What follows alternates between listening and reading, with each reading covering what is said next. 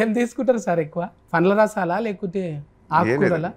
మామూలుగా మేక కూరలు కూడా నడుస్తాయా?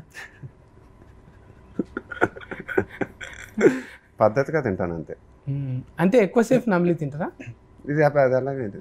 మళ్ళీ పద్ధతి అంటే ఎట్లా? ఎక్కువ తినకుండా తక్కువ, ఎంత అవసరం అంత తింటాను. తక్కువ ఎక్కువ సార్లు తింటారు.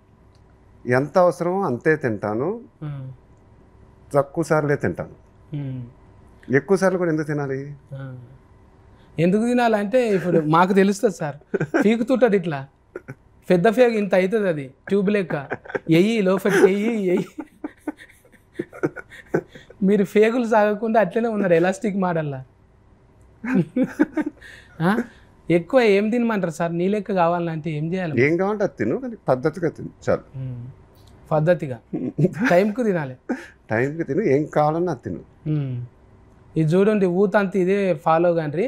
పొద్దుముఖంగానే తినాలి సార్, ఆరుగొట్టంగానే ఇంకా చీకటి అయిన ఏం కదా. పొద్దున్న పూట, మధ్యాహ్నం పూట, రాత్రి పూట, ఈ 3 పూటలు తిను.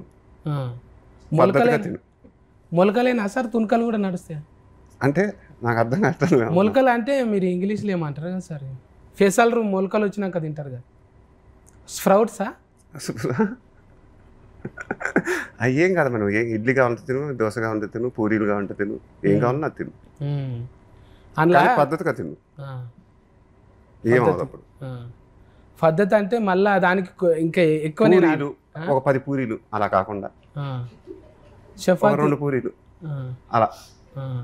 డాక్టర్ చపాతీ తినమన్నాడు కానీ ఒక డజన్ చపాతీలు అది కాదు, అది బ్యాడ్ కదా. ఒక 2 చపాతీలు చాలు.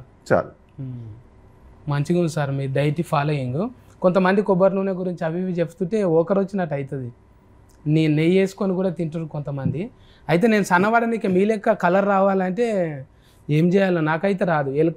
ఎలుకతోలు తెచ్చి ఏడాది ఉతికినా నలుఫే కానీ తెలుపు రాదు అన్నట్టే ఉంది సార్. మీరు అట్లా చూడకండి సార్, నా ప్రశ్నలన్నీ ఎగిరిపోతున్నాయి.